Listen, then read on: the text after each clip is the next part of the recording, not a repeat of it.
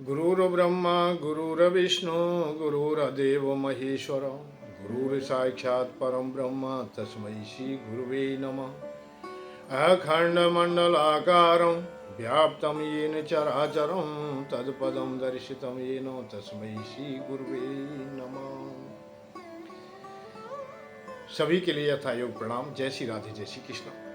सभी खुश रहें, सभी प्रसन्न रहें, सभी परिवार सहित आनंदित रहें, अहलोक और परलोक आपका सार्थक हो, यही भगवान से हम प्रार्थना करते हैं। चर्चा की श्रृंखला में हम लोग प्रवेश करते हैं कि जीवन हमारा बहुत महत्वपूर्ण है। इस जीवन में अनेक मार्गों की आवश्यकता होती है और पूरे जीवन हम अनेक मार्गों को खोजते रहते हैं कि यहाँ से सुख मिल जाएगा, हमें यहाँ से सुख मिल जाएगा। यही कामना हमारी सदैव बनी रहती है और सुख खोजते भी हैं। जैसे भी हो हमें सुख मिल जाए। जिस चीज का अभाव दिखाई देता है हम उसकी खोज में ही निकल पड़ते हैं।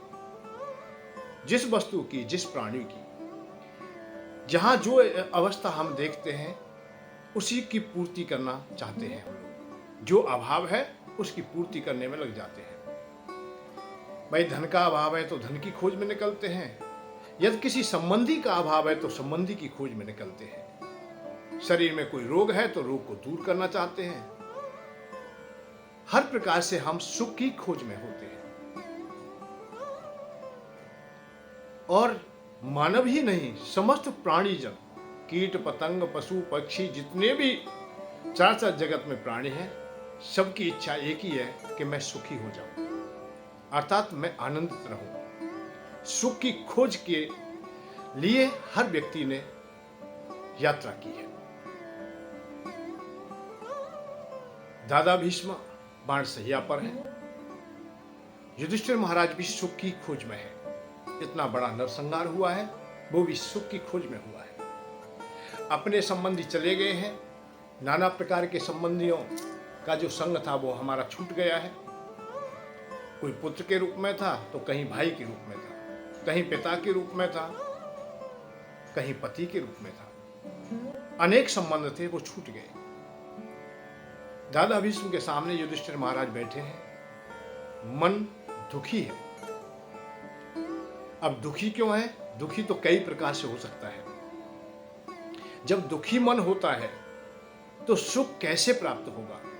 बात इस बात की है, कोई विशेष ऐसी घटना घट जाती है या कोई ऐसा धर्म संकट सामने आ जाता है, उसका निर्णय अपने आप नहीं कर पाते हैं, तो उस समय और ज्यादा धर्म संकट बन जाता है या संकट बन जाता है। दादा भीष्म के सामने नाना प्रकार की जो हृदय में शंका है, उन्हीं को युधिष्ठिर महाराज सामने रखते हैं कि अब मैं क्या करूं। जिनके साथ मैं जीना चाहता था, जिनके साथ जीने का मुझे लोभ था, वो मुझसे छूट गए। वो अब मेरे सानिध्य में नहीं है। अब मैं उन्हें नहीं देखता हूं। और सत्य है, आपको अपार धन की प्राप्ति हो जाए, अपार वैभव मिल जाए, अपार संपत्ति मिल जाए, पद मिल जाए, परंतु उसे कोई देखने वाला ना हो, उसे कोई निहारने वाला ना हो, तो सब व्यर्थ हो जाता है। भाई प्रजा नहीं है, प्रजा अनुकूल नहीं है और राजा है, तो फिर राजगद्दी का क्या लाभ हो जाता है? धन तुम्हारे पास है, तुम्हारा कोई भी नहीं है, कोई तुम्हें सराहता नहीं, तुम्हारा कोई परिवारीजन नहीं, तो फिर क्या लाभ होता है? कुछ नहीं। भाई कहीं ना कहीं तो आप लोगों को प्रसन्नता मिले, कहीं ना कहीं तो सुख मिले। आज राजा युधिष्ठिर अपने को अकेला सा देखते हैं कि मैं इस नरसंहार को करके अकेला हो गया हूं। जिस राजगद्दी पर बैठकर मैं इटलाता, सम्मान पाता, आज वो लोग तो है ही नहीं, धराधाम से ही चले गए हैं। और जब विषम परिस्थिति में मानव आ जाए और ऐसी विषम परिस्थिति आ जाए कि उसके सामने ये दुनिया रूखी रूखी लगने लगे, मानो जीने की कल्पना भी आया, अर्थात कामना भी उसकी विश्राम पाने की ओर चलने लगे कि जीने से क्या फायदा, क्या लाभ है मेरे जीने से? ऐसे जीने से तो मर जाना ही ठीक है।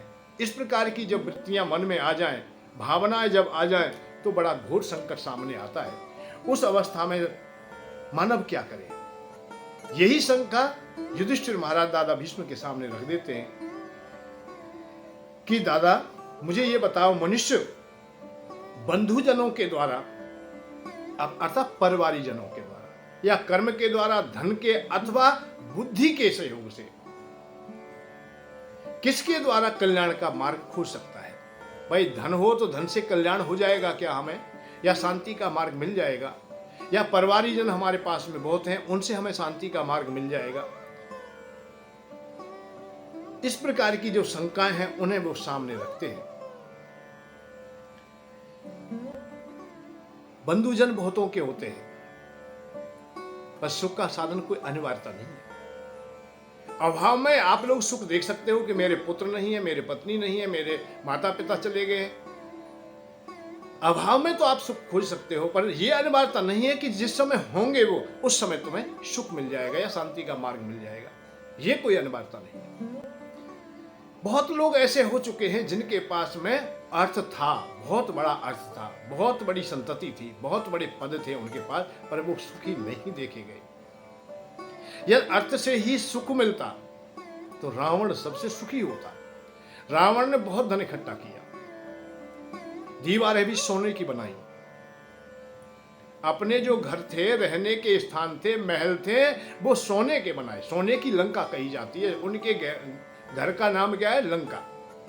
उनके राज्य का, उनका देश का नाम क्या है? लंका। और पूरे लंका को जब हम लोग गौणिकता में बदलते हैं तो सोने की बनी हुई है। ये प्रमाण मिलता है जब हनुमान जी लंका में जाते हैं और लंका दहन होता है तो उस समय सोने की लंका की चर्चा आती है कि सोने की बनी हुई है, जिसकी दीवारें सोने की बनी हो। अब बताइए उसके पास कितना सोना नहीं होगा? बहुत भारी सोना है, परंतु फिर भी उन्हें शांति का मार्ग नहीं मिला, सुख का मार्ग नहीं मिला। अनेकों दिव्य स्त्रियां अर्थात परिवारी जन ज्यादा होने से भी यह भी प्रमाण मिलता है कि उनके बहुत स्त्रियां थी। वनवास में जिस समय हनुमान जी जाते हैं 1200 स्त्रियों को उन्होंने देखा है वहां, जो रावण की सेवा में लगी हुई है। नाग कन्या, देव कन्या, मानव कन्या, पितृ कन्या, नाना प्रकार के सब जहां से भी उन्हें प्राप्त हुई वहां से उन्होंने उनका हरण किया या बलात् उनसे विवाह किया, परंतु फिर भी उन्हें सुखी नहीं देखा गया है। पुत्रों की भी बात आवे तो 1 लाख पूत 1.25 लाख नाती। रावण के पास में कितने लाखों की संख्या में बल संतति है, परिवारी जन बहुत है, फिर भी वो सुख का साधन नहीं बटोर पाए। तो ये तो अनिवार्यता नहीं होती, ये सिद्ध नहीं होता है कि कुटुंबी जन तुम्हारे हो जाएं तो उससे हम सुखी हो जाएंगे, धन हमारे पास हो जाए उससे हम सुखी हो जाएंगे। ये कोई अनिवार्यता नहीं है। और विशेष कर्म करने से ही हम सुखी हो जाएंगे, ये भी बात नहीं है कि कर्म करने में जिन्होंने कर्म भी बढ़िया किए हैं, अच्छे किए हैं, परंतु करते करते करते करते कर्मों में भी कहीं ना कहीं हमने ऐसा देखा है कि वह कर्तापन का भाव आ गया है। आपने दान पुण्य किया है तो वहां भी ऐसी बातें आ गई है कि मैंने किया है। राजा ययाति स्वर्ग में चले गए हैं और बड़े बड़े यज्ञों का अनुष्ठान किया है उन्होंने, और पृथ्वी को भी बड़ी अच्छी प्रकार से पालन किया था, चलाया था, अपनी प्रजा को सुखी रखा था। जब स्वर्ग में जाते हैं, प्रतिष्ठित हो जाते हैं, बहुत वर्षों तक वहां निवास करते हैं, तो एक दिन देवयोग से ही देवराज इंद्र ने उन्हें पूछ लिया है कि आपका ऐसा कौन सा स्वकर्म रहा है, कौन सा ऐसा प्रताप रहा है जो सब लोग आपको आदर करते हैं, नमन करते हैं, कि आपसे भी कोई श्रेष्ठ रहा है दुनिया में? तो उन्हें कर्तापन का भाव हो जाता है, वहां अहंकार उत्पन्न हो जाता है कि मुझसे श्रेष्ठ तो कोई दुनिया में है ही नहीं। मैंने ऐसे ऐसे बड़े महायज्ञों का अनुष्ठान किया है, इतना दान किया, इतना पुण्य किया, इतना तपस्या किया है, और मुझसे श्रेष्ठ कोई भी नहीं है। जब बोल देते हैं और ऐसा भाव उनके हृदय में आ जाता है तो उनका पतन हो जाता है। महाभारत में आता है कि राजा ययाति का पतन हो गया, अर्थात स्वर्ग से भ्रष्ट हो गए। नहुष राजा को भी अपने कर्तापन का भाव हो जाता है कि तू तो देवराज इंद्र है, तू कोई साधारण नहीं है। जब देवराज इंद्र को ब्रह्महत्या ग्रस लेती है तो उस समय के लिए, कुछ समय के लिए नहुष राजा को इंद्रासन पर बैठाया जाता है। अरे तू इंद्रासन पर बैठा है तो इंद्राणी तुझे मिलनी चाहिए और सची भी मिलनी चाहिए, और इस मन को बना करके सची का हरण करना चाहते हैं। मेरा इशारा केवल इतना ही है कि कर्तापन का जब विशेष कर्म भी तुम्हारे सुकर्म हो जाते हैं, अच्छे हो जाते हैं, तो उनमें भी कहीं ना कहीं त्रुटियां आ जाती हैं। तब तपेश्वरी जैसा अनेक उदाहरण आते हैं जिन्होंने तप किया है, उनको भी अहंकार हो जाता है, वो भी अपने उस स्वकर्म से नीचे आ जाते हैं, उसे अकर्म बना देते हैं, विकर्म बना देते हैं, नाना प्रकार की अवस्थाओं में उसे डाल देते हैं। कर्तापन का भाव हो जाता है। अष्टावक्र गीता स्पष्ट कहती है कि जिस व्यक्ति को कर्तापन का भाव हो गया कि मैं करने वाला हूं, वहीं परेशानी आ जाती है सामने। अरे भाई, नहीं करने वाला है, इस मंत्र को जो सीख लेता है वो सुखी हो जाता है। अहम कर्तांति महकृष्णानि दंशत ना हम कर्तांति विश्वास अमृत पीत्वा सुखी भव, कि मैं नहीं करने वाला हूं, ये तो सुख का साधन है, और मैं करने वाला हूं, यहां अपने ऊपर दबाव आ गया है, अर्थात अब दुख का कारण प्रारंभ हो जाएगा। गीता में भी भगवान कृष्ण इसी इशारे को करते हैं अर्जुन से कि तू नहीं करने वाला बन भाई। नहीं करने वाला का भाव क्या है कि कर्म तो करना है परंतु नहीं कर रहा है। कर्म करते हुए भी अपने ऊपर उस दायित्व को मत ले, अहंकार को मत ले कि मैं करने वाला हूं। कर्म करने की बात है, कर्म तो तू कर भाई। देवर्षि नारद भी कर्म कर रहे हैं, समाधि लिए हुए हैं, कामदेव को पराजित कर देते हैं। कर्म करने की बात नहीं थी, कर्म की प्रधानता उन्हें मिली और कर्म से उन्हें सम्मान मिला, मान मिला, आदर मिला, सब कुछ मिला। पर कर्म को ही जब अपना मान लिया कि मैं ही करने वाला, मुझसे अधिक कोई भी ऐसा बलशाली ना हुआ जो कामदेव को पराजित कर चुका हो। मेरे पिता से भी ऐसा ना हुआ, शंकर भगवान से भी ना हुआ, विष्णु भगवान किसी से ना हुआ, वो काम मैंने किया है, तो मैं ये तो बड़ा काम है। तो प्रचार प्रसार में लग गए, सबके पास जाते हैं और यही बात कहते हैं मैं काम विजयी हूं। जहां कर्तापन का भाव आ जाता है तो वो कर्म ही कर्म दिखाई देता है और उसे हम लोग पलट में ले जाते, अकर्म में ले जाते। जैसे प्रकाश की पलट में अंधकार हमेशा बसता है, ऐसे ही कर्म की में अकर्म बसता है, ज्ञान में अज्ञान बसता है। जीवन में जैसे मृत्यु बसती है और मृत्यु में जैसे जन्म बसता है। हर व्यवस्था एक जैसी, मतलब एक पलट सामने है, उसके दो भागों में बटी जाती है। तो यह कर्म की भी प्रधानता की बात नहीं है। यह अर्थ से ही यह सुख होता तो रावण सबसे सुखी होता, और तप से ही यह सुख होता तो जाजिल पूर्ण सुखी होता। जाजिल ऋषि बहुत बड़े तपेश्वरी थे, उन्होंने तो ऐसा किया कि अपनी जटाओं में एक चिड़िया के घोंसला को भी बना लिया और ठूंठ की बात खड़े रहे। जब बच्चों ने अंडे दिए, बड़े हो गए, जब अंडे दिए गए और बच्चे जब बड़े हो गए, तब वो उनकी जटाओं को छोड़ के जाते हैं। तब वो अपने को ये कर लेता है कि तू सिद्ध हो गया है। और ये कठिन काम भी नहीं है। देव योग से एक बार सागर में स्नान कर रहे हैं, वो स्नान करके जैसे ही बाहर लाए तो सूर्य भगवान को नमन करते हैं, थोड़ी देर के लिए शांत बैठ जाते हैं। देव योग से ही कुछ जब उपासना करते हैं उस समय एक चिड़िया आती है और वो समझ लेती है ये कोई ठूंठ मात्र है, अर्थात जड़ वस्तु है, यही मैं अंडे रख लेती हूँ, अपना घोंसला बना लेती हूँ। तो उनकी जटाओं में घोंसला बनाने लगी और वो देखते रहे, वो हिले तक नहीं। सने सने सने सने घोंसला बनाया है, फिर चिड़िया ने अंडा दिया है, अंडे को फिर धीमे धीमे सेका है उन्होंने। कई महीने बीत गए हैं, उसके बाद बच्चे हुए हैं, बच्चों का पालन किया है। जब बच्चे बड़े होने लगे हैं, कुछ समय के लिए चले जाते हैं, फिर आ जाते हैं, फिर चले जाते हैं। जब पूर्ण रूप में नहीं चले गए और पूरे 1 मास तक जब वापस नहीं आए, तब वहां से हिले डुले। तो ये बहुत बड़ा काम है कि भूख प्यास सबको सहन करना, और समाधि नहीं है अब, यहाँ तो जागृत अवस्था में भी अपने को रखते हुए भी। तो जब इनको ये अहंकार हो जाता है कि मुझसे बड़ा कोई भी नहीं है, तो वहां उनकी तपस्या खंडित हो जाती है। जैसे देवर्षि नारद ने अपने को ये घोषित कर दिया कि तू ही विश्व विजयी है, कि काम पर तूने ही विजय प्राप्त की है, तो फिर अंत में आकर मोहिनी के चक्कर में, अर्थात विश्व मोहिनी के चक्कर में आ जाते हैं कि कैसे भी हो विश्व मोहिनी मुझे प्राप्त हो। अपना रूप स्वरूप भी बिगाड़ लिया है, काम में अंधे इतने हो जाते हैं। जो काम विजयी था, काम को जो बस में कर चुका था, वही काम में इतना अंधा हो गया है कि बंदर जैसे व्यवहार हो गया है उसका। बंदर जैसा काम ही होता है, इतना काम उनमें उत्पन्न हो गया। ना तो उनकी शर्म रही है, ना लज्जा रही है कोई भी। ना कोई मर्यादा रही है। और इतने फिर काम, जब एक और बात बताए, जिस विषय में तुम अंधे होंगे, अत्यातुर हो जाओगे और वो प्राप्त नहीं होता है, तो फिर क्रोध साथ में चलता है, क्रोध भैया भी साथ में है, तो तत्काल क्रोध आ जाता है, दूसरों पर आक्षेप लगा देते हो, जैसे नारद जी ने विष्णु भगवान पर लगा दिया, उन्हें श्राप तक दे दिया, उल्टा सूदा भी बोल दिया है।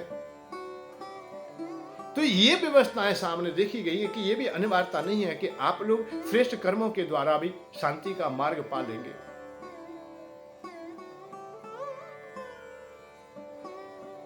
परंतु अब चौथी बात आती है कि बुद्धि, क्या बुद्धि के द्वारा हम लोग इस लोक में सार्थकता पा सकते हैं, या हम घोर संकट से बच सकते हैं, या सुख की खोज कर सकते हैं? तो यह दादा भीष्म इशारा करते हैं कि राजन, प्राणियों का प्रधान आश्रय बुद्धि ही है,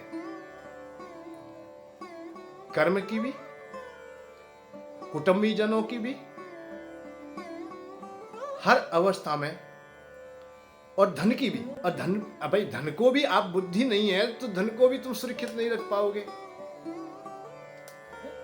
भाई धन की अनिवार्यता बहुत अति आवश्यक है, परंतु धन तो तुम्हारे पास मिल गया, पिता छोड़ के चले गए, मान लिया बात, ऐसा हो सकता है कि पिता लोग आपका धन छोड़ गए हो, बड़ी संपत्ति तुम्हारे पास में है,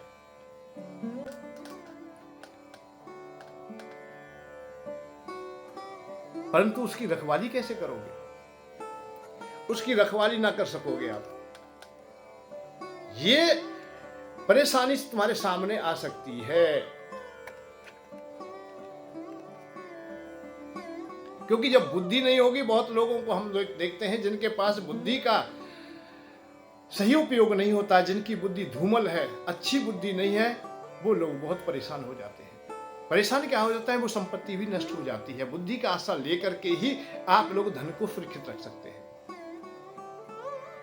बुद्धि तुम्हारी धूमल हो गई है तो नहीं रख पाएंगे, और बुद्धिमान तुम्हारे बुद्धि नहीं है और बुद्धिमान नहीं है तो कुटुंब को भी, परिवार को भी आप लोग नहीं सुरक्षित रख सकते हो सकते हो कि अल्प बुद्धि के कारण किसी विषय में फंस करके पूरे कुटुंब को ही बर्बाद कर दो, जैसे रावण ने कर दिया। एकलक पूत सब आलक नाती, तागा रावण घर दिया ना बाती, सब खत्म कर दिया।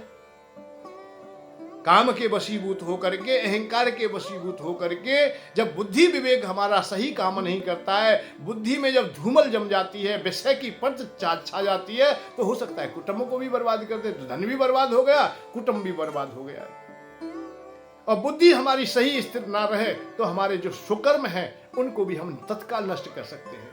जो वर्षों से हमने तप किया है, व्रत किया है, उपवास किया है, दान किया है, जो काम किए हमने, श्रेष्ठ काम किए, अच्छे काम किए, वो भी खत्म हो सकते हैं।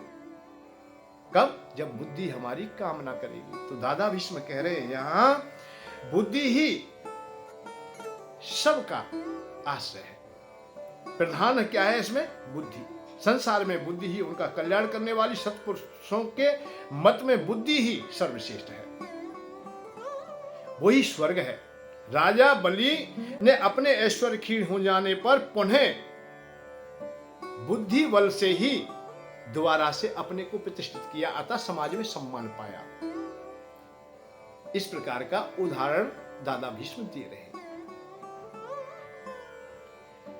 एक राजा की बात नहीं है, प्रहलाद आदि की भी बात देखते हैं, नमज आदि की भी देखते हैं। मंक नामक एक बहुत अच्छे ऋषि होते हैं, तो बुद्धि बल से ही अपने संकटों को दूर कर लेते हैं। एक दिन कथा भी सुनाई, मंक नामक गीता भी है।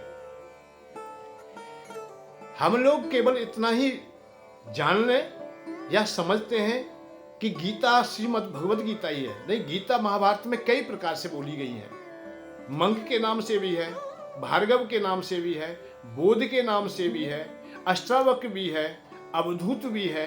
ये गीता का भाव उत्पन्न होता है जहां परम ज्ञान की ओर चले जाते हो, परम शांति की ओर हम चले जाते हो, वही तो हमारी विवेकता ले जाने वाली जो पंक्तियां हैं वो गीता है। अर्थात मंक ऋषि भी, मंक ब्राह्मण भी अपने को बुद्धि बल से ही परमात्मा की ओर ले जाते हैं, अर्थात समाज में पुनः प्रतिष्ठित हो जाते हैं, प्रतिष्ठा पा लेते हैं। इंद्र आदि को भी देखते हैं हम लोग, सब बुद्धि बल से ही तो ये शासन चला रहे हैं। एक प्राचीन इतिहास की चर्चा करते हैं दादा भीष्म कि देवराज इंद्र और कश्यप नामक एक ब्राह्मण का जो संवाद हुआ है, हे युधिष्ठिर, मैं उसे तुम्हें सुनाता हूं। कश्यप नामक जो ब्राह्मण हैं, वो एक दिन रास्ते से जा रहे, बड़े अच्छे थे, सम्मान प्रिय व्यक्ति थे, वेदपाठी थे। परंतु एक वैश्य रथ में बैठ के आ रहे हैं और वो बड़े अहंकार के वशीभूत होकर के चले आ रहे हैं और ब्राह्मण का अपमान करते हुए, घोड़ों को ना रोकते हुए उन्हें ठोकर मारते हुए चले जाते हैं। उनका अपमान भरे शब्दों से भी मानो अपमानित किया हो, और वो ब्राह्मण वहीं बैठ जाते हैं, अर्थात वो कश्यप वहीं बैठ जाते हैं और मन में यही विचार करते हैं, धिक्कार है मेरे जीवन के लिए, मेरा जीवन धिक्कारमय हो गया है, क्योंकि चलता फिरता कोई भी मेरा अपमान करता है, और ये केवल इसलिए हुआ है कि मेरे पास धन नहीं है, ये धनवान लोग हैं, धिक्कार है निर्धन व्यक्ति के लिए, इसलिए अब मैं इस जीवन को रखूंगा नहीं। वही समाधि जैसे बैठ जाते हैं और अपने को खाना पीना छोड़ दिया, मानो रूठ के बैठते हो कि अब तो मैं प्राणांत करूंगा यही बैठ के, क्योंकि मेरा यही अपमान हुआ है। वैसे शास्त्रों में, पुराणों में ऐसा कहा गया है कि सम्मान प्रिय व्यक्ति का जब अपमान होने लगे, प्रियजन कर दे, कोई भी कर दे, ब्राह्मण का अपमान अन्य वर्ण वाले करते हैं, तो उसकी मृत्यु के समान होता है। पिता का भी अपमान जब होने लगे, पुत्र करने लगे, तो उसकी भी मृत्यु ही मानी जाती है। बड़े भाई का, पति का, गुरु का, इस प्रकार से जब अपमान होता है तो वो मृत्यु तुल्य ही कष्ट माना जाता है। तो यहाँ अब कश्यप नामक जो ब्राह्मण है, वो अपने को यही महसूस कर रहे हैं कि तेरी तो मृत्यु हो चुकी है, जबकि एक वैश्य तेरा अपमान करके गया है। वहीं देवराज इंद्र एक श्यार का रूप धारण करके उनके पास में आते हैं और उनके सामने आकर के बोले, हे ब्राह्मण देवता, आप कैसे उदासीन हो और क्या बात है? उन्होंने पूरी घटना को संक्षिप्त में बता दिया है कि मैं अब जीवन धारण नहीं करूंगा। तो श्यार रूपी इंद्र कहते हैं, अर्थात श्यार कहता है कि भाई पंडित जी, आप लोग क्यों ऐसा सोच रहे हो? आप बुद्धिमान भी हो, आप श्रेष्ठ भी हो, आप गुणवान हो, आप पढ़े लिखे भी हो, और विशेष करके आप लोग मानव हो, मानव में भी ब्राह्मण हो। जब मानव हो और फिर भी तुम अपने को ऐसा महसूस कर रहे हो कि मेरे पास कुछ है नहीं, कि मैं लुट गया हूं या मैं सब कुछ हो गया है। आप तो मनुष्य हैं और ब्राह्मण भी हैं, ऐसा दुर्लभ शरीर पाकर भी आप लोग उदासीन हैं और आत्महत्या की बात क्या सोचते हो? आत्महत्या की ओर अपना मन बना लिया है तुमने कि शरीर को ही नष्ट कर दूंगा। संसार में जितने लाभ है वे सब अवमानपूर्ण है, जिन्हें तुम कह रहे हो कि वो ऐसा सत्य अर्थ का प्रतिपादन करने की श्रुति का कथन भी है कि जिसको तुम कह रहे हो कि इससे मुझे सुख मिल जाता है या मैं सुखी होता, तो वो तो सब बेकार है। मैंने यह लाभ अपने पुरुषार्थ से किया है, ऐसा अहंकार ऐसे कर्म में किस में नहीं आता है जो वैश्य को आया है। वैश्य को भी तो यही अवमान रहा है कि मैंने किया है, मैं धनवान हूं, मैं राजा हूं या मैं बलशाली हूं, और वो अपमान करके चला गया, और वही काम आप करना चाहते हो। तो ये तो कोई बड़ी बात नहीं है। आप लोग अपनी बुद्धि और विवेक से जानने का प्रयत्न कीजिए कि आप कितने श्रेष्ठ हो। हमें देखिए हमारी कैसी अधम योनि है, हम श्यार योनि में हैं। हम निरंतर कष्ट पाते हैं, सब लोग हमारा अपमान करते हैं, सम्मान प्रिय हमें योनि भी प्राप्त नहीं हुई है, और आप लोग तो श्रेष्ठ हो। सबसे श्रेष्ठता इस बात की है कि आप मानव हो। यहां श्यार कह रहा है कि आप मानव हो, मैं पशु हूं। पशुओं की कामना क्या होती है? पशु क्या चाहते हैं? पशु तो सबसे ज्यादा केवल एक ही इच्छा रखते हैं कि किसी भी प्रकार से हमारे हाथ होते। हाथ के अभाव में हम लोग, कोई भी हमें पीड़ा देता है, कोई हमें डसता है, मक्खी मच्छर हमें डस रहे हैं, तो हम उन्हें हटा नहीं सकते। आपके पास वो सुविधा है, आप अच्छे अच्छे भोजन भी कर सकते हो, शुद्ध और साफ करके कर सकते हो। हम कच्चा हमें खाना पड़ता है, हमें दूषित भी खाना पड़ता है। हम कभी भी किसी भी प्रकार से अपने को ढक नहीं सकते। आप अच्छा घर बना के भी रह सकते हो, आप वस्त्र भी पहन सकते हो, सर्दी गर्मी आज से भी बचने का साधन तुम्हारे पास है, क्योंकि तुम्हारे पास तो बहुत महत्वपूर्ण चीज है, वो है हाथ, जो किसी के पास नहीं है। इतनी महत्वपूर्ण तुम्हारे पास में संपत्ति होते हुए भी आपके पास बुद्धि विवेक भी हमसे ज्यादा है और श्रेष्ठ बुद्धिमान है। उसमें मानव हो, मानव में भी आप ब्राह्मण हो, और निर्मल बुद्धि होते हुए फिर भी आपके हृदय में ये दूषित विचार कैसे आ गया? ये सत्य कहा है कि सबसे जो कीमती जो वस्तु है, जो वस्तु है हमारी, वो महत्वपूर्ण है कि मानव जीवन सबसे पहले। इस चराचर जगत में कोई भी श्रेष्ठ योनि है ही नहीं। किससे? मानव से श्रेष्ठ। भगवान की कुछ पंक्तियां मिलती हैं। भगवान से एक बार पूछ लिया था, भगवान राम से पूछा था कि तो आप लोगों को प्रिय कौन लगता है, सबसे ज्यादा प्रिय कौन है, अच्छा कौन है?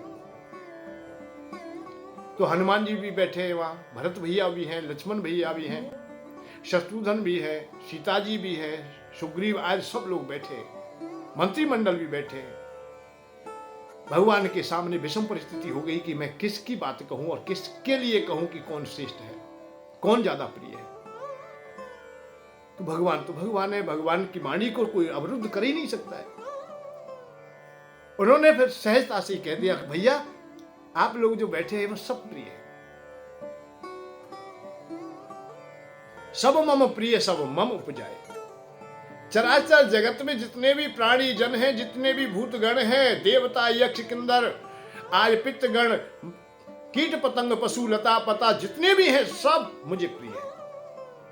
सब मम प्रिय सब मम उपजाए, सब मेरे द्वारा उत्पन्न है। पर सबसे अधिक मनुज मोहि भाए, सबसे अधिक मुझे मनुष्य अच्छा लगता है। मनुष्य कौन? अब ये अलग बात है, चलो इसका विश्लेषण किसी दिन और करेंगे। वैसे मनुष्य तो वो है जो मानव हो, और मानव वो है जो मानता हो, जिसमें मानवता हो। भगवान ने यहां परंतु इसी रूप को अभी यहां दर्शाया है कि जो मानव योनि है, सबसे अधिक मनुज मोहि भाई।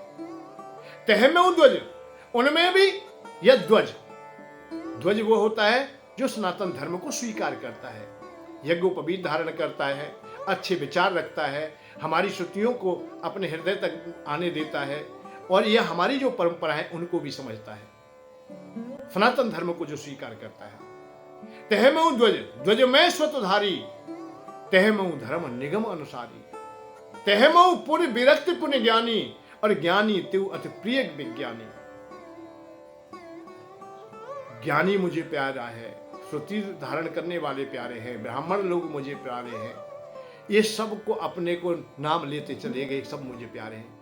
पर अंत में कहा, पुण्य पुण्य सत्य कहूं तो पाई, मुझे सेवक सम प्रिय कोई नहीं। मुझे परंतु सेवक के समान कोई प्रिय नहीं लगता है। जिसके हृदय में भक्ति होती है, जो अपने को समर्पण और नौछावर किए होता है, वही मुझे सबसे प्रिय है।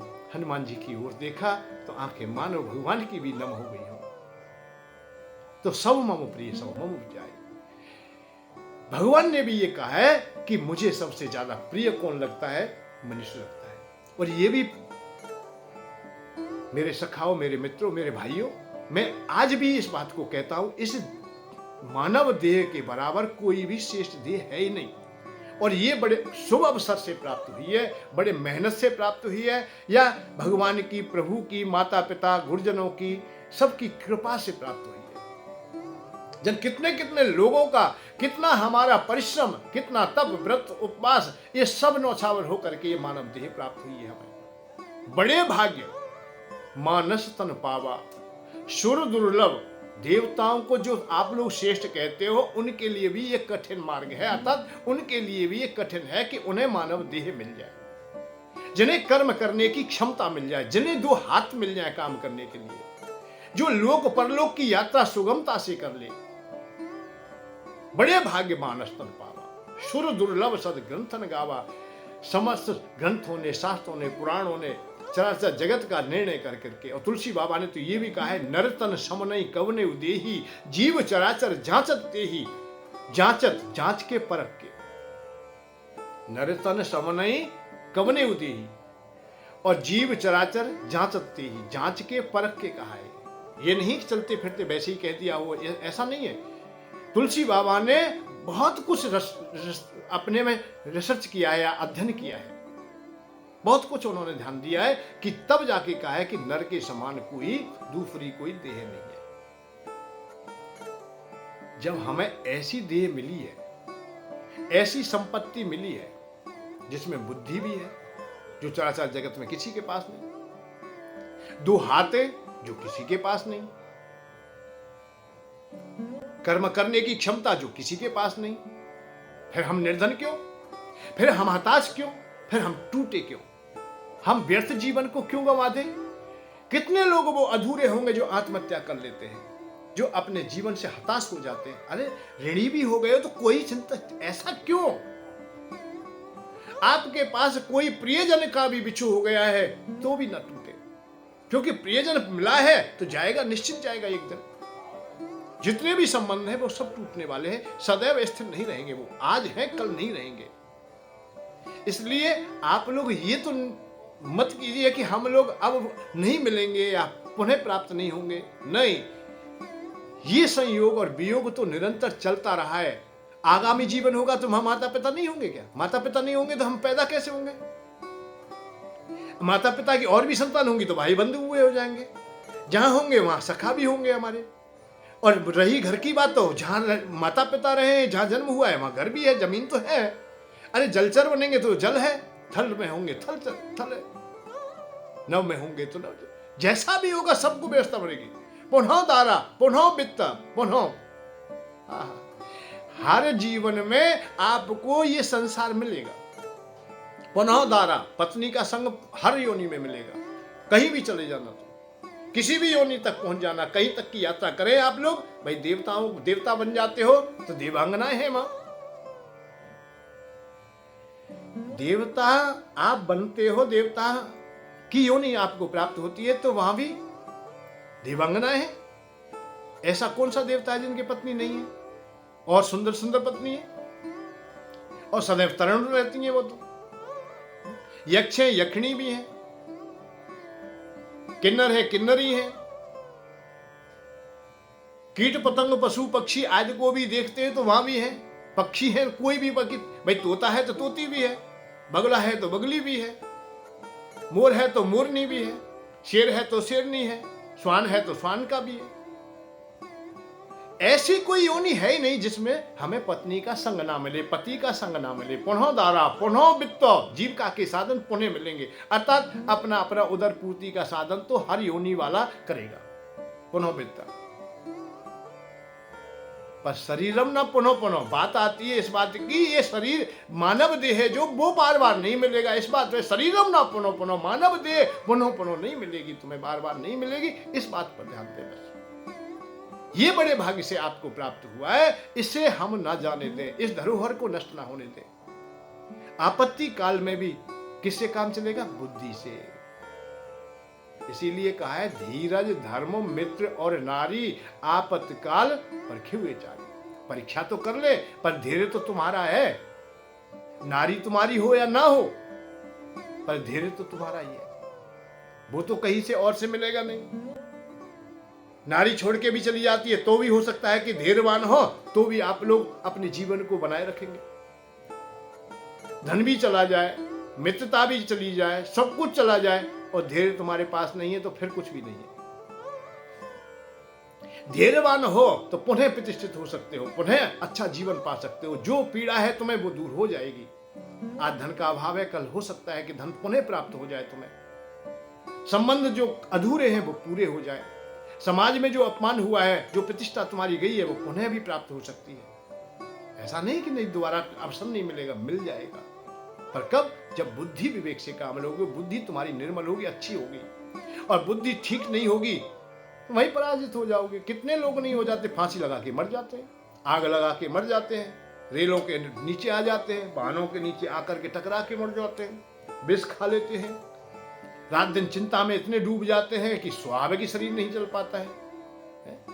ऐसी पीड़ा, ऐसे स्थान जब आ जाते हैं, ऐसा समय आ जाता है, तो उस समय बुद्धि के द्वारा काम करें। यही श्यार देवता कह रहे हैं कि श्यार क्या कह रहे हैं उन कश्यप ब्राह्मण से कि आपके पास तो दो हाथ होते हुए भी तुम निराश क्यों हो रहे हो?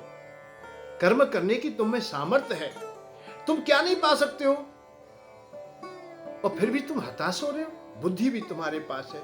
और हमारे शरीर को देखिए, हमारे शरीर में कांटे गड़ जाते हैं, परंतु हाथ ना होने से हम उन्हें निकाल भी नहीं पाते। और छोटे छोटे बड़े जीव जंतु शरीर में डसते रहते हैं, हमको उन्हें हम हटा नहीं पाते। हमारे पास ऐसा है, सर्दी गर्मी ये सब आते रहते हैं, हम दुख पाते रहते हैं। आप सुख की सुख पूर्वक अन्न भी खाते हो, कपड़े भी पहनते हो, सैया बिछौना पर सोते हो, एकांत स्थान में उपभोग की भोग करते हो। तुम्हारी पत्नी आदि का भी संग होता है, संग का भी संग आपको जो प्राप्त है वो हमें नहीं है। भाई किसी भी योनि में हम तो निर्लज्जता की भांति, इसीलिए हमें पशु कहा गया है, सब दुत्कारते हैं। हमारे पास में क्या है, परंतु ऐसा शरीर पा करके भी, ऐसा दुर्गंधी युक्त शरीर पा करके, दुत्कारने योग्य शरीर पा करके भी हम कभी आत्महत्या तो नहीं करते है? मैंने तो कभी नहीं, बिना हाथ के, हम दीन हैं, दुर्लभ हैं, सब है, परेशान है, फिर भी हमने तो कभी ये सोचा ही नहीं है पाप योनियां हमें प्राप्त हो गई हैं। मुझे कीड़े खा रहे हैं, निकाल फेंकने की शक्ति नहीं है।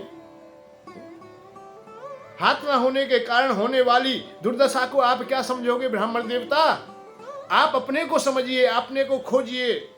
आत्महत्या करना पाप है, ये सोचकर ही मैं अपने शरीर का परित्याग नहीं कर रहा हूं कि आत्मशास्त्रों ने कहा है, पुराणों ने कहा है, मनुष्य लोग कहते हैं कि आत्महत्या करना बहुत बुरी बात है।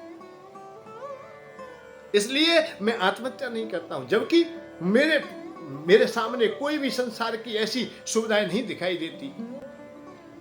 अच्छा भोजन भी हमें प्राप्त नहीं होता है, अच्छा रहना सहना भी नहीं है, कोई भी हमारा सम्मान आदर नहीं करता है, निरंतर हम पीड़ा में होते हैं। कंकड़ पत्थर कांटे आज हमारे चुभ जाते हैं तो उन्हें हाथ ना होने के कारण हम निकाल भी नहीं पाते। कहीं कोई घाव हो जाता है, कोई अंग टूट जाता है तो कोई वैद्य भी नहीं होता है, कोई हमारी सहायता करने वाला भी नहीं होता है। हम अकेले ही उस दुखमय सागर में पड़े रहते हैं और पीड़ा सहन करते हैं, परंतु आत्महत्या करने का तो विचार हमने कभी नहीं किया है। और आप तो बुद्धिमान हो, बुद्धि में श्रेष्ठ हो, फिर भी आप लोग आत्महत्या करना चाहते हो। अरे ब्राह्मण देवता, आपके पास हाथ हैं, आप कर्म कर सकते हो। इस पापमय योनि को, हमारी को देखिए, हम जब नहीं कर सकते, हम आत्महत्या नहीं, तथापि दूसरी बहुत सी पाप योनि, हाँ हमें ये भय हमेशा बना रहता है कि ऐसा हमने कर भी लिया बाई चांस, भाई हमने ऐसा कर भी लिया तो ये कौन गारंटी देगा कि हम आगे सुखी हो सकेंगे, आगे हमें अच्छी योनि मिल जाएगी या अच्छा हमारा कोई रास्ता निश्चित हो जाएगा। इससे भी घृणित पाप योनियों में चले गए तब हमारा क्या होगा? जब मैं श्यार बन सकता हूं तो और योनि भी सामने है, उनमें अंग भंग भी हो सकता हूं, उनमें और भी मुझे पीड़ा मिल सकती है। इसी भय के कारण मैं कभी आत्महत्या नहीं करता। अरे आपके पास तो श्रेष्ठता ही श्रेष्ठता है, आप मानव शरीर वाले हो, आपके पास हाथ है, आपके पास बुद्धि और विवेक है, और उनमें भी वर्णों में भी आप ब्राह्मण हो, फिर आत्महत्या क्यों करना चाहते हो? अब आप लोगों के सामने मैं तो केवल एक नहीं प्रार्थना करना चाहूंगा, बात उदाहरण या ब्राह्मण और क्षत्रिय की नहीं है, सर्वश्रेष्ठ बात है कि हम मानव हैं, मानव हो करके हम टूटे नहीं, हताश ना हो। मनुष्य धनी हो जाने पर राज्य पाना चाहता है, ये लोभ हमेशा बना रहता है। ये भी थोड़ी सी इशारा कर रहे हैं, शायर ने कहा है कि तुम सुख भी देख रहे हो तो सुख नहीं, बुद्धि से ही काम लो। हम धन भी कमा ले तो भी सुख का साधन नहीं बन सकता है। थोड़ा धन बढ़ जाता है तो फिर सोचा है मैं राजा हो जाऊं, राजा हो जाता है फिर महाराजा बनने की सोचता है। दीन की इच्छा धनवान बनो। शायर ने ब्राह्मण देवता के लिए बहुत कुछ बताया है, और आप और हम भी समझ लें, केवल ब्राह्मण तक की बात नहीं है, ये समस्त मानव जाति के लिए है। क्योंकि आपत्ति काल तो किसी के पास हो सकता है, अपमान तो निरंतर हमारा होता ही है, और धनहीन व्यक्ति तो निरंतर ही अपमानित होता है।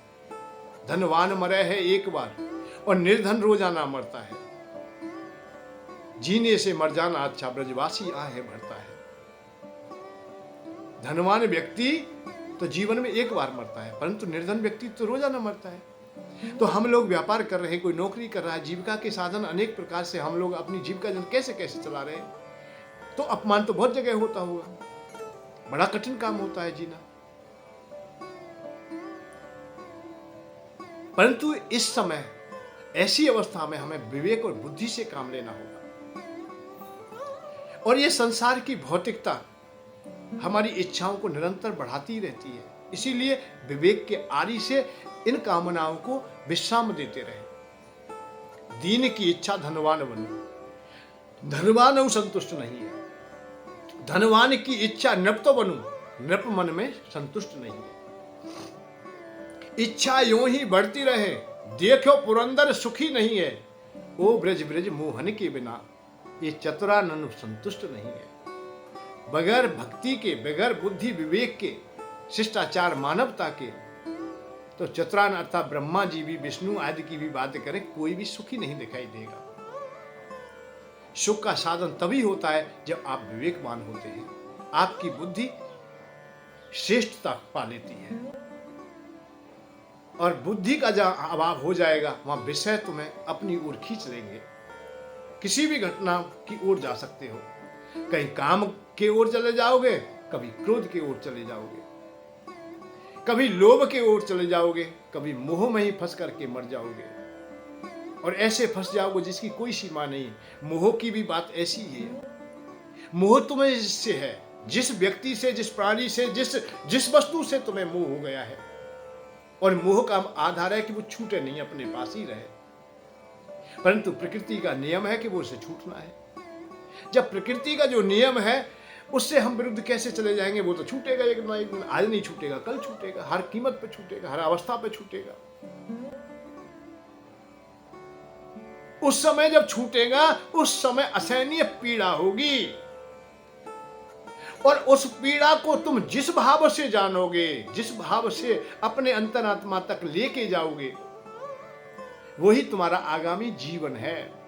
ये और जान लेना। ये शास्त्रों का निर्णय है कि किंवदंती सत्या मति सा गति भवेन। अंतिम मति सो गति। जैसा जैसा तुम अपने हृदय में चिंतन करोगे, अपने हृदय तक लाओगे, ऐसी तुम्हारी गति हो जाएगी। तो ये विषय अपनी ओर जब खींच लेंगे तुम्हें, तो तुम्हें शांति का मार्ग मिलेगा नहीं। ये तो चलता रहेगा। इसलिए सबसे पहले तुम निर्धन हो तो भी विवेक की आवश्यकता है, धनवान हो तो भी आवश्यकता है। आप तपेश्वरी हो, पद वाले हो, राजा हो या आप प्रजा हो, कोई भी हो, बुद्धि की आवश्यकता है। और बुद्धि तुम्हें धैर्यवान बनाएगी, वो शक्ति और सामर्थ्य देगी जिसके द्वारा आप लोग पुनः इस दुनिया में प्रतिष्ठित हो सकते हैं। मनुष्य धनी हो जाने पर भी कामना रखता है राजा हो जाऊं, और आप भी ऐसी ही बात सोचेंगे कि मैं और कुछ बन जाऊं, और कुछ बन जाऊं, परंतु कहां तक चलेंगे? और हृदय में ही हमेशा शोक और हर्ष हमेशा अपने हृदय में ही रहता है, वो कहीं अलग से नहीं आता है। और केवल हृदय में ये विचारधारा ही मात्र रह जाता है। भाई उदाहरण के लिए आप कहीं दूर बैठे हो और दूर से कोई फोन आ जाए तुम्हारे पास। आज ये दूरभाष केंद्र, मतलब ये व्यवस्था है कि दूर से ही आप लोग सुन लेते हो।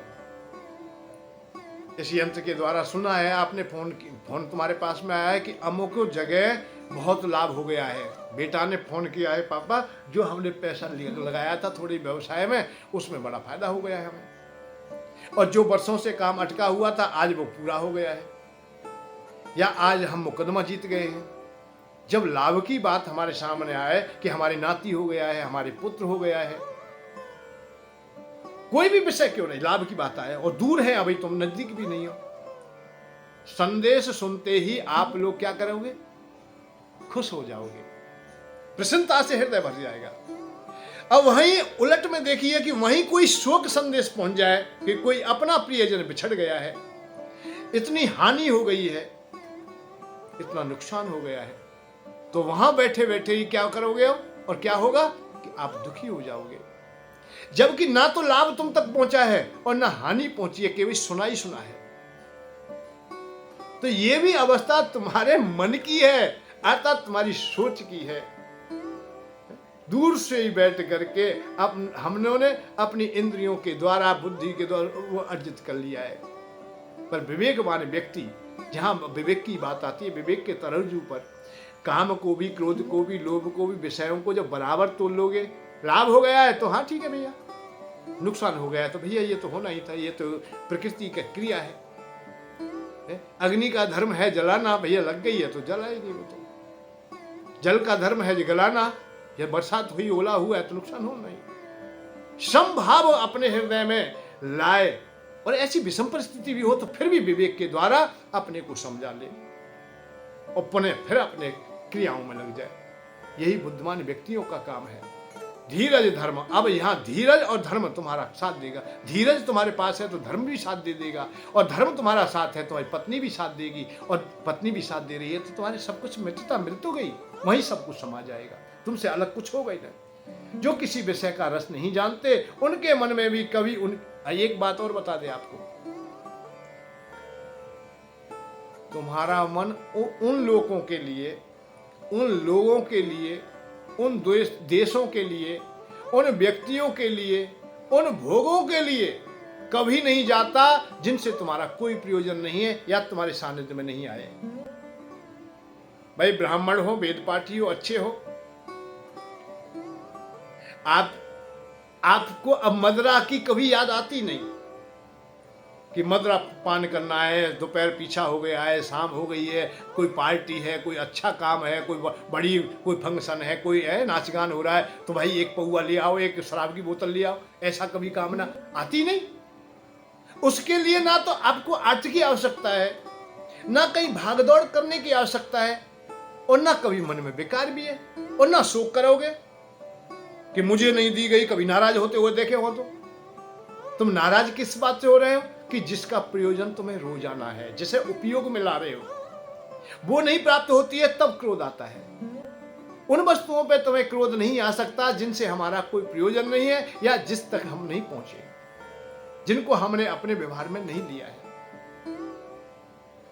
मांस भोजी नहीं है, उसे मांस नहीं चाहिए, उन्हें चिड़ियों के बदले आज कोई प्रयोजन नहीं है कि वो कैसा स्वाद है या कैसा खाया जाता है।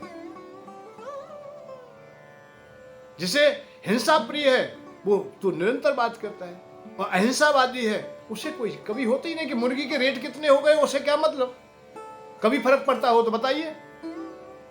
भाई मुर्गी इतनी महंगी हो गई, हम पर क्या प्रभाव है उस बात का, कभी शौक होता ही नहीं, कभी ये चिंता होती नहीं कि मुर्गी के लिए हमें पैसा कमाना है या दारू के लिए हमें पैसा कमाना है, दारू हमें खरीदनी है। परेशानी दिक्कत उन्हीं के सामने आएगी जो उसका उपयोग करते, जो पीते। अब कुछ तो हमारे देश के राजा जब दारू पीते थे, दारू का ही काम करते थे, दारू में फंस गए, वो चिंता ही उन्हें उनकी थी। जो काम जिसको कर रहा है उसी से लाभ हानि होगी, सुख और दुख प्राप्त होंगे। तो जिस देश से, जिस काम से हमें कोई मतलब नहीं है, भाई बारनी मदरा चिड़िया दोनों हमारे सामने एक समान है, हमें तो कोई फर्क नहीं पड़ता है। तो संसार की भौतिकता की ओर भी हम लोग उन्हीं वस्तु प्राणी की ओर जाते हैं जो हमारे सानिध्य में है, जो अपने हैं, जो अपनापन तक आ गए हैं, पराये नहीं है वो हमने देखे, निहारे हैं, अपने को जाना है। कल्याणकारी बात निरंतर श्यार देवता बता रहे हैं और ब्राह्मण देवता सुन रहे हैं, और उन्हें धीमे धीमे धीमे धीमे करके अपने में ये आता है कि सत्य बात कह रहे हैं कि मैं मानव होते हुए भी, अच्छी श्रेष्ठ योनि में होते हुए भी, और उदाहरण अनेक देते हैं, एक नहीं है कि कितने हमारे मानवों में भी अंगहीन होंगे, धनहीन होंगे, वर्ण से भी अपने को हीन मानते हैं, वर्णहीन होंगे, और सेवक लोग हैं, निरंतर सेवा में ही लगे रहते हैं, गरीबी उनके सानिध्य में है, परंतु ब्राह्मण देवता आत्महत्या वो भी नहीं करते। कोई कीट पतंग पशु आदि आत्महत्या नहीं करता है। आप विवेकवान ब्राह्मण है, फिर आत्महत्या क्यों करते हो? तुम्हारे पास हाथ है कर्म करने के लिए, तुम्हारे पास एक एक वस्तु, एक एक चीज ऐसी है जिसकी कोई सीमा, एक एक अंग में इतनी कीमत है जिसकी कोई। अच्छा तो आप लोग अपने हाथों को दे दीजिए, ले लीजिए, धन कितना चाहिए आपको? ब्राह्मण देवता ने हाथ पीछे को कर लिया, अर्जुन ने हाथों को नहीं दे सकता। माने क्यों भाई, धन के लिए धन चाहते हो आप लोग, हाथ तो मेरे पास भी नहीं है, मैं श्यारी योनि में पड़ा हुआ हूं, हाथ मेरे पास भी नहीं है। और आपको तो कभी यह पीड़ा भी नहीं होती होगी, कितनी योनि ऐसी हैं जिनको अनेक सर कटने का भी दर्द होता है, हमेशा भय बना रहता है कि मेरे एक टांग ना कट जाए। परंतु तुम्हें कभी पीड़ा हुई है कि दूसरा सर ना कट जाए मेरा, तीसरा हाथ ना काट दिया जाए? क्योंकि तीसरा हाथ तुम्हारे पास है ही नहीं, इसलिए तुम्हें तीसरे हाथ की कभी चिंता नहीं होती, दूसरे सर की कभी चिंता नहीं होती है। परंतु हमें हमेशा ऐसी भी योनियां प्राप्त हैं जिनमें कई हमारे पैर हैं, हाथ वहां भी नहीं है, परंतु वो चिंता हमें बनी रहती है हमेशा। इसलिए आप जानिए कि जो वस्तु प्राणी हमारे सानिध्य में नहीं है, जिससे हमारा कोई प्रयोजन नहीं है, उससे हमें कभी दर्द होता ही नहीं है। उसके टूटने पर या उसके प्राप्त होने पर ना तो खुशी होती है और ना कभी पीड़ा ही होती है हमें। इसलिए ब्राह्मण देवता अपने जीवन को पूर्व जन्म में मेरी बात सुनते हो, मैं पूर्व जन्म में एक पंडित था, ये श्यार कह रहे हैं।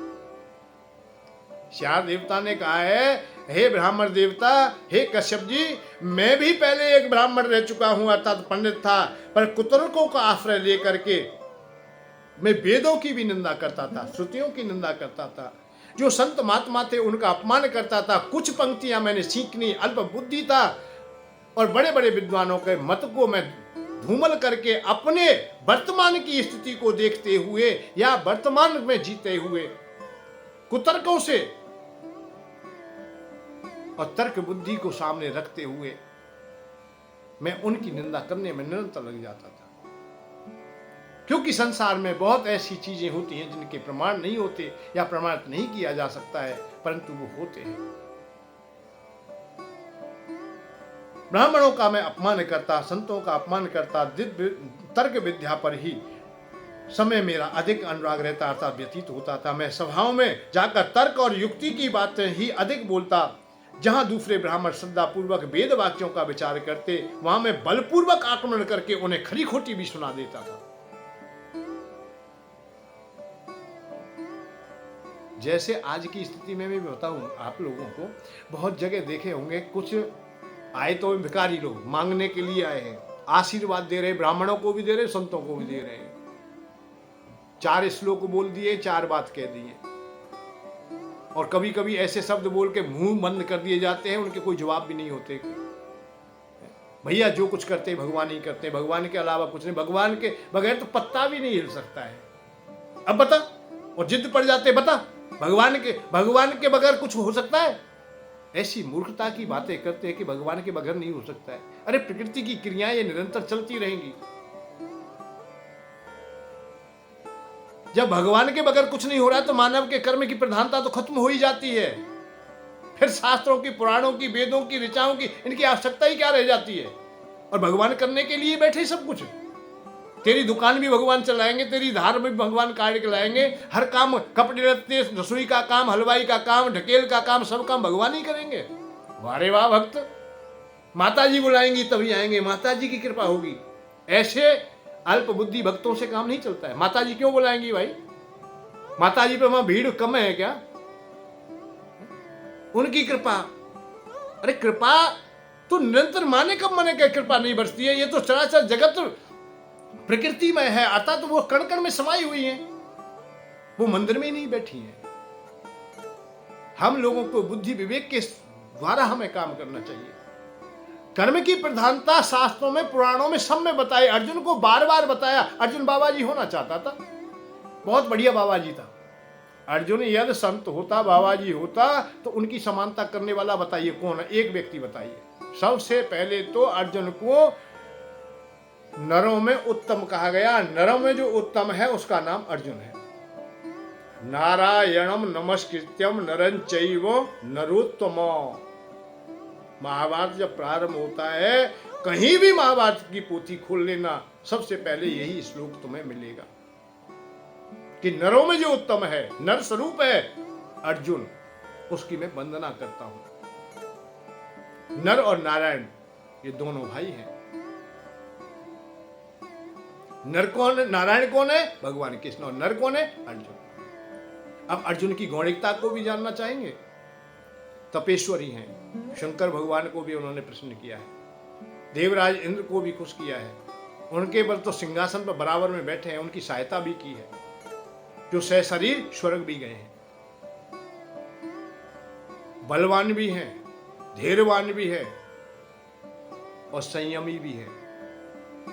हम फटोली 2 पैसे की कोई औरत भी हमारे सामने हो जो जार पुरुषों को निरंतर सेवन करती हो, वो भी हो सकती है कि हमें अपने रास्ते से डिगा दे। वही अर्जुन उर्वशी जैसी अप्सरा को भी ठुकरा देते हैं, संयमी इतने हैं। वो भी एकांत में जाकर के विनय करती है, बार बार प्रार्थना करती है, और मैं तुम्हारे पिता की आज्ञा से आई हूं, अर्थात देवराज इंद्र की आज्ञा से आई हूं, ये भी उन्होंने बताया, और मैं तुम्हें चाहती हूं। पूर्ण परीक्षण किया गया, परंतु अर्जुन संयमी थे। नहीं, ऐसा नहीं हो सकता। ये मत कहिए कि वो कोई मानव नहीं थे, पूर्ण मानव थे, नरों में उत्तम थे। तो संयमी भी हैं, तपेश्वरी भी हैं, व्रत उपवास करने वाले भी हैं, बलवान भी है, गुणवान भी है, शीलवान भी है, और नारायण से जो तर्क कर सकता है, इससे ज्यादा महान कौन होगा? गीता जी को उठा के देखेंगे, नारायण के सामने, भगवान के सामने अपने शब्दों के द्वारा भगवान को बोलने पर मजबूर कर दे, भगवान को विराट रूप दिखाने पर लाचार कर दे, उससे ज्यादा तर्कशास्त्री कौन हो सकता है, ज्ञानी कौन हो सकता है, बताइए। पर भगवान ने बाबा जी नहीं होने दिया। हम 2 श्लोक नहीं सीखते, उससे पहले तो इतने बड़े सिद्ध हो जाते हैं कि अब तो भगवान ही है और कोई बात नहीं। कर्म करने की जो प्रधानता है उस पर हमेशा ध्यान दीजिए। ऐसे शब्द ना बोलिए कि दूसरा कोई शब्द का उच्चारण आपके सामने बोल ना सके। तो वही शायर कह रहा है कि मैं किसी को भी सभा में बोलने नहीं देता था अपनी तर्कों के द्वारा, और नहीं तो क्रोधातुर होकर के भला बुरा भी कह देता था। जैसे आज कई सनातन धर्म को छोड़ करके अनेक प्रकार के पंथ और जो संप्रदाय चल रही हैं, उनमें इसी प्रकार के क्रोध और आवेश को लेकर के सनातन धर्म वाले जो भक्त लोग हैं, संत लोग हैं, ब्राह्मण लोग हैं, उनका अपमान करते देखे गए हैं। तर्क ऐसी लाएंगे जिसकी कोई सीमा नहीं है कि रामायण में ऐसा नहीं है, महाभारत में ऐसा नहीं है, या वेदों में ऐसा है, फलाने में ऐसा है, उसमें ऐसा है, और पता नहीं। बातें अच्छी सी लगती हैं, जैसे आजकल आप लोग मोबाइल पर देखते होंगे, शॉर्ट में बहुत कीमती बात आती है, वेदों की ऋचाएं आती हैं, परंतु ना तो वो हृदय तक आपके पहुंचती हैं और ना उसने कहने वाले ने हृदय से कही है, दोनों ने ऊपर ऊपर ही कह दिए। जो अमृत की बूंदें थी वो व्यर्थ हो गई हैं, मनोरंजन का साधन बन के रह गई हैं। देखने वाला भी उंगली से फटाफट देखता जा रहा है और उसके बुद्धि तक नहीं पहुंच रही, चित्त तक नहीं पहुंच रही, क्योंकि हीरे की जो माला है वो अब कूंजरे के गल्लों में मिलने लगी है। मणियां कूंजरे के यहाँ, सब्जी वाले के यहाँ बिकने लगी हैं, और वो भी सस्ती सी हो गई हैं। इतनी सस्ती हो गई कि कल उन्हें कोई ये भी कहे कि फ्री ले जाओ तो भी नहीं ले रहे। अरे क्या करेंगे, यहाँ मणि कांच बना दिया है और कांच भी की कीमत भी गिर दी है। नहीं, हमेशा संयम के साथ अपने हृदय से, तुम्हारा हृदय जो स्वीकार करता हो वही बात कहनी चाहिए। फिर अपने को उसमें मंथन में लाइए, जानिए, समझिए, तभी आप लोग सही प्रकार से आएंगे। मैं नास्तिक, सब पर संदेह करने वाला, मूर्ख होकर भी अपने को पंडित मानने वाला, ये शायर कह रहा है, हे ब्राह्मण देवता, मैं मूर्ख होते हुए भी अपने को पंडित कहने वाला। पंडित का मतलब यहां भी और एक जान लीजिए, आप सब लोग कहते पंडित का मतलब ब्राह्मण नहीं है, पंडित का मतलब है ज्ञानी, समझदार, होशियार, अपने को पढ़ा लिखा, उसे पंडित कहा जाता है। तो अपने को मैं पंडित मानता था, मैं नास्तिकता को अपनाता था कि मैं ऐसे नहीं मानता, ऐसे नहीं मानता। बहुत लोग कहते मिल जाएंगे तुम्हें, भाई मैं सनातन नहीं हूं पर ऐसा नहीं मानता, मैं निराकार ब्रह्म को मानता हूं, मैं भगवान राम को नहीं मानता, मैं विष्णु को नहीं मानता, मैं इस चीज को मानता हूं, मैं इसको नहीं मानता। अरे नहीं, ये नहीं है बात। तुम्हारे हृदय में सम्मान किसी के लिए अधिक हो सकता है। तुलसी बाबा के हृदय में भगवान राम के प्रति विशेष सम्मान है, पर इसका मतलब ये नहीं कि भगवान कृष्ण से वो द्वेष कर रहे हो। कि मेरी भक्ति है। मुँह को झूठो सोचो सब, राम को कहते सब। मेरे मन मान है ना हरि को, ना हरि को, मेरे मन में ही है हरि। हरि माने विष्णु भगवान या हर शंकर भगवान के मान में नहीं है। मैं तो मुँह को झूठो सोचो सब, साचो सब। लोग राम को कहते सब, मेरे मन मान है ना हरि को, ना हरि को। मेरे हृदय की बात है, वो अपनी बात कह सकते हैं। मेरे हृदय में कोई मेरा इष्ट है तो मैं अपनी बात कह सकता हूं, परंतु दूसरे से द्वेष क्या है? परंतु पंथों ने यही काम किया है। जो नए नए पंथ आए उन्होंने द्वेष ही उत्पन्न किया है, सनातन धर्म के लिए ही द्वेष उत्पन्न किया है। और द्वेष का परिणाम जो आज बता रहे, इसी प्रकार की वृत्तियां हमारी हो जाती हैं। श्यार ने कहा है कि इसी कुकर्म का फल है कि मैं आज सनाल अर्थात श्यार की योनि में हूं। हे ब्राह्मण देवता, आप लोग श्रेष्ठ हो, आपके पास हाथ हैं कर्म करने के लिए। आप अच्छा काम कीजिए, आपको भी शांति का मार्ग मिल जाएगा, आप भी अच्छे हो जाओगे। और यदि ऐसा कर गए तो सब कुछ नष्ट हो जाएगा, फिर कभी भी तुम शांति का मार्ग ना खोज सकोगे। आत्महत्या करने वाले आत्महत्या करने के बाद पछताते हैं। उस बकरे की भांत आप लोग दुखी ना हो जाना, कहीं जीवन तुम पर बोझ बन जाए कि एक छुरी को ही अपने गले में डाल लिया है, ना वो पेट तक जाती है और ना बाहर निकलती है। इस आत्महत्या रूपी मन और बुद्धि जो विचार आए हैं उन्हें अपने को आप निवृत्त कर लीजिए। मन पछतइबो अवसर बीते, मन पछताना बात रह जाएगा, ऐसा मत कीजिए। सही प्रकार से अपने जीवन को लाइए। और मैं तो सबसे भी यही कह रहा हूं कि आपके सामने आपत्ति काल भी आ जाए, विषम परिस्थिति भी आ जाए, तो आत्महत्या किसी भी अवस्था में ना करें। आत्महत्या की ओर कभी ना जाएं। धन का अभाव है, कर्जा हो गया है, तो मैंने एक दिन इशारा भी किया और पुनः भी किया, और मेरी जो साइड है उनको भी खोज के देख लेना।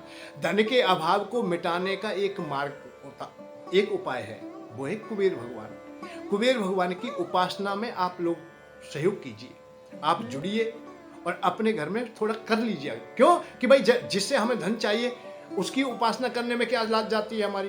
कोई लोभी कहे तो कहने दीजिए, क्या परेशानी है? पत्नी का पालन करें हम लोग और कोई हमें काम ही कहे तो क्या परेशानी है? कहने दीजिए। हम अपने पुत्रों की व्यवस्था करें, पुत्रों के साथ में रहें और हमें कोई मोही कहे तो कोई परेशानी नहीं है। आप लोग चिंता क्यों करते हो? आज तक तुम्हें जो बात बताई गई है वो बड़ी अधूरी बताई गई है कि कुबेर की तो पूजा ही मत करना। अरे पूजा करोगे तो क्या अरे आप देवताओं की पूजा करोगे? अरे नारायण भगवान की पूजा करो, निराकार ब्रह्म की पूजा करो, ब्रह्म ज्ञान प्राप्त कर लो, मोक्ष प्राप्त कर लो, बैकुंठ को चले जा। अरे बैकुंठ की क्या चल रही है भैया? पहले घर की व्यवस्था हो जाए हमारी की, पहले इस संसार की व्यवस्था हो जाए, यहाँ हम संतुष्ट हो जाए, यहाँ हमारे जीविका के साधन पुष्ट हो जाए, तो भगवान सब कुछ ठीक हो जाएगा। यहाँ ठीक हो जाएंगे तो वहाँ भी ठीक हो जाएंगे। और भैया हम तो ब्रजवासी लोग हैं, हम तो मोक्ष चाहते ही नहीं, हम तो ब्रह्म ज्ञान की बात करते ही नहीं, हमारे पास तो भक्ति के अलावा कुछ भी नहीं है। वृंदावन की गैल में भक्ति रही बिल खाए, और भक्ति कहे गोपाल ते मेरी मुक्ति बताए। और मानस हो तो वही रस खाने बसों ब्रज गोकुल गांव के ग्वारन, और पाहन हो तो वही गिर को जो धर्यो करे छत्र पुरंदर कारण। और जो खग हो तो बशेरो करो मिल कालिंदी कूल कदम की डारन, और जो पस हो तो कहा बस मेरो चरो नित नंद की धेन मझारन। अरे भैया हम तो ये चाहते बार बार जीवन मिले और हम तो ब्रजवासी हों। ब्रजवासी का मतलब यही नहीं कि ब्रज में ही हो, अरे कहीं भी हो, हम लोग भगवान की ओर हमारे मन रहे, हमारे हृदय में भक्ति हमेशा बनी रहे, बड़ा आनंद आता है। इस जीवन का ये आनंद तो है। अरे शरीर ना रहेगा तो आनंद तो तुम्हारे उस समय खत्म ही हो गए। अरे ये समझ लेना, जब शरीर तुम्हारे पास में नहीं है, आत्मा को क्या आनंद आता है? आत्मा जलती नहीं, गलती नहीं, फटती नहीं, टूटती नहीं। गीता में कितनी बार तो कहा है, सबने बताया, संत महात्मा सब लोग बता रहे। मान नहीं, अपमान नहीं, छोटा नहीं, बड़ा नहीं, ऊपर नहीं, नीचे नहीं, जो नहीं है उसे आत्मा कह दीजिए। जिस बेस्वाद जो सामान है उसका नाम आत्मा है। अरे ये शरीर है, तब तक आप लोग भुज पदार्थों का भी सुख ले रहे हो, अपने परिवारी जनों से भी मिल रहे हो, यह सब कहे। ऐसे भगवान भी चाहते हैं हमेशा। फिर बताऊंगा, समय का अभाव हो जाता है, कि भगवान चाहते हैं मुझसे कोई संबंध बना ले, मैं संबंधी बनना चाहता हूं, मैं भगवान बन के नहीं रहना चाहता। हम अल्प बुद्धि के कारण हम हमेशा उन्हें भगवान बनाना चाहते हैं, परंतु भगवान कहते मुझे अपना बना लीजिए। मीरा ने कहा कि मेरे पति हैं, तो पति बन के फटाफट आ गए, बहुत जल्दी आ गए, देर नहीं की। रसखान बाबा कह रहे हैं मेरा तो बालक है, तो बालक बन के रहे। सूरदास बाबा ने कहा मेरा श्याम है, श्याम बन के आगे, गोपाल बन के आगे। सखा मैं ऐसी अर्जुन से कहा तू भैया कछु मत माने, मुझे भगवान मत माने, विराट रूप दिखा दियो सबका में, परंतु मुझे तू अपना मित्र ही रख। विभीषण से मिल रहे हैं, विभीषण से भी सखा कहा, सुग्रीव से मिले सखा कहा, उद्धव भैया मिले सखा कहा, सुदामा कहे सखा कहा। अरे वो संबंध बनाना चाहते हैं, वो नहीं चाहते कि मुझे कोई भगवान कहे। तो वही बात है हमारी। तो भैया हम तो चाहते हैं कि भगवान के साथ, भगवान की लीलाओं में हमेशा हम लोग सहभागी रहे, और जीवन इसी प्रकार से व्यतीत होता रहे। बड़ा आनंदमय जीवन है। जय श्री राधे, जय श्री कृष्ण। सभी लोग सुखी रहे, खुशी रहे, और भक्ति तुम्हारे हृदय में निरंतर वास करे। जय श्री राधे, जय श्री कृष्ण। धन के साथ धर्म की ओर, सुख की खोज।